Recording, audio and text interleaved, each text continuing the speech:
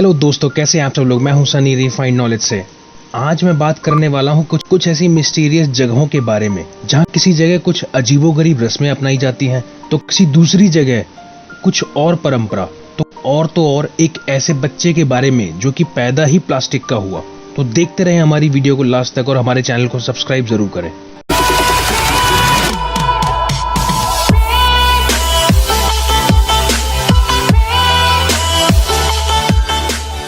Number 1, Mainpat, Chhattisgarh. हम ऐसी दुनिया में रहते जहां आपको इतनी अजीब चीजें, इतनी जगह मिल जाएंगी जिन्हें देखकर आप हैरान हो जाएंगे। ऐसी ही एक जगह हमारे भारत में भी मौजूद है। ये एक ऐसी जगह है जिसे दुनिया भर में मौजूद 7 अजूबों में शामिल किया जा सकता है। इस अजूबे को देखने के लिए दुनिया भर से लोग आते हैं। ये जगह छत्तीसगढ़ के मैनपाट में है। इस जगह की खासियत है कि अगर यहाँ जमीन पर हम कूदते हैं तो जमीन भी हिलना शुरू कर देती है। आखिर ऐसा क्या खास है इस जगह में, आइए हम आपको बताते हैं। दरअसल मैनपाट में मौजूद इस जगह में उछलने से यहाँ की जमीन हिलने लगती है। अगर आसान भाषा में बताऊं तो ये जमीन एक स्पंज की तरह काम करती है। स्पंज को जब दबाया जाता है तो स्पंज अपनी शेप में वापस आ जाता है। यहाँ की जमीन बिल्कुल ऐसी ही है। अगर इस जमीन को दबाया जाए तो ये भी वापस अपनी पोजीशन पर आ जाती है।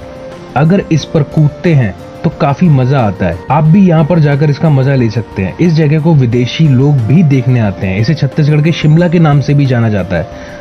अब अगर बात करें कि वैज्ञानिकों का क्या मानना है इस जगह को लेकर, तो उनका मानना है कि जमीन के नीचे काफी ज्यादा दबाव होने की वजह से और इस जमीन के नीचे पानी भी भरा हुआ है, जिसकी वजह से ये जमीन जिलेटिन की तरह काम करती है। ये जमीन किसी दलदल जैसी लगती जरूर है, पर इस दलदल में आप कभी धंसेंगे नहीं, बल्कि आपको इस पर गद्दे जैसा अनुभव मिलेगा।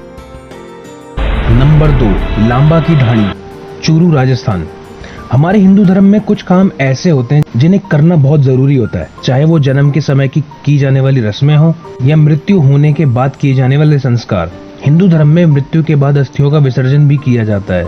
ये भी बहुत महत्वपूर्ण काम है। पर राजस्थान के चूरू में मौजूद बाबा की ढाणी, लोग किसी व्यक्ति की मृत्यु के बाद उनकी अस्थियों को नदी में नहीं बहाते। और यही नहीं, इस गांव में कोई मंदिर तक नहीं है। इसी वजह से ये गांव चर्चा में रहता है। इस गांव में सिर्फ लोग कर्म और मेहनत पर विश्वास रखते हैं।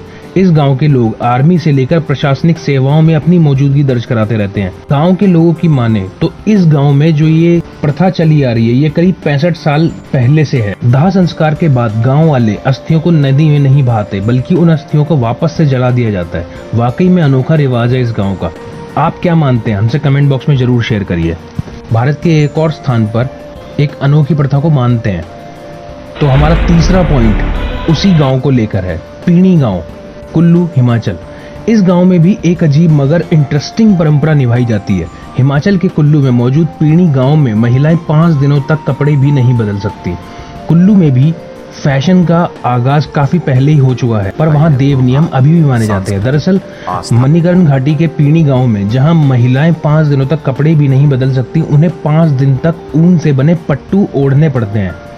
इस अनोखी परंपरा का पालन 17 अगस्त से 21 अगस्त तक 5 दिनों के लिए पीड़ी फाटी के दर्जनों गांव के लोग करते हैं। इस दौरान वहां के मर्द दारू, गुटखे या किसी भी नशीली चीज को हाथ नहीं लगाते। आखिर क्या वजह है इस मान्यता की, तो आइए जानते हैं। मान्यता है कि जब लाहुआ घोण देवता जब पीड़ी पहुंचे थे तो उस दौरान राक्षसों का बोलबाला था। भादो संक्रांति के महीने के पहले दिन देवता ने पीड़ी में पांव रखते ही राक्षसों का खात्मा किया था। कहा जाता है कि इसी घटना के बाद वहां इस रिवाज की शुरुआत हुई। इसके बाद स्त्री पुरुषों को 5 दिनों के लिए हंसी मजाक करने तक की मनाही है। महिलाओं को 5 दिन तक सिर्फ ऊन के बने पट्टू को पहनना अनिवार्य है और इस परंपरा को आज तक वहां के लोग मानते आ रहे हैं। चौथा पॉइंट काफी इंटरेस्टिंग है दोस्तों, तो मैं बताता हूं आपको चौथा पॉइंट क्या है। प्लास्टिक के बच्चे का जन्म, बलरामपुर, यूपी।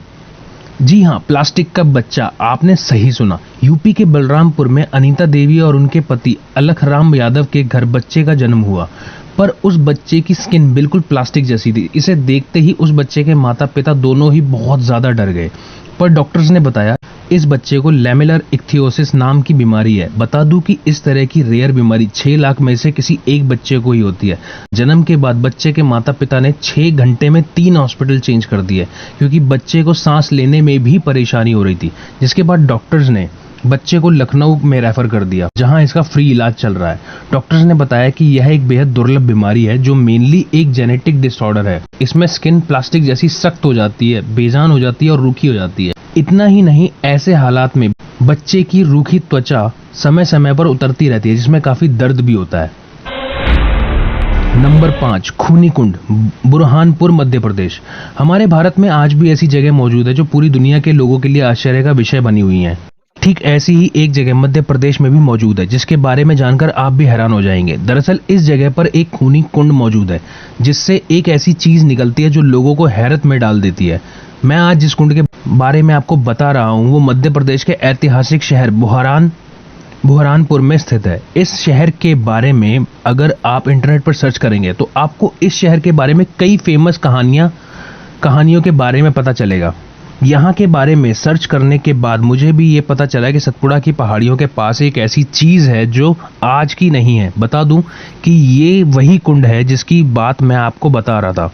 दरअसल ये जगह 400 साल पुरानी है, जिसे कुंडी भंडारा या खूनी भंडारा के नाम से भी जाना जाता है। खूनी के नाम से अगर आप ये सोच रहे हैं कि इस कुंड में खून भरा होता होगा, तो आपको बता दूं कि आप बिल्कुल गलत सोच रहे हैं। दरअसल इस कुंड का खून से कुछ लेना देना नहीं है, बल्कि यहाँ पर आपको इतना शुद्ध पानी मिल जाएगा मानो कि हिमालय की पिघली हुई बर्फ से आ रहा हो। आपको बता दूं कि यहाँ पर एक भूल भुलैया है, जहाँ पर कुछ डरावना नहीं बल्कि एक कुंड मौजूद है, जिसमें इस देश का सबसे शुद्ध पानी भरा हुआ है। इस कुंड में जो पानी भरा हुआ है वो भी समाप्त नहीं होता। यह पानी सतपुड़ा की पहाड़ियों से रिसकर यहाँ आता है। ये पानी इतना शुद्ध है कि इसे पूरे शहर में सप्लाई किया जाता है। यहाँ नलों की तरह कुंडियां बनी हैं, इसीलिए इसे कुंडी भंडारा भी कहा जाता है। इस कुंड की खासियत है कि ये पानी जल्दी खराब नहीं होता, साथ ही ये इतना ज्यादा शुद्ध है कि भारत में मिलने वाला महंगे से महंगा बोतलबंद पानी इसके आगे फेल है।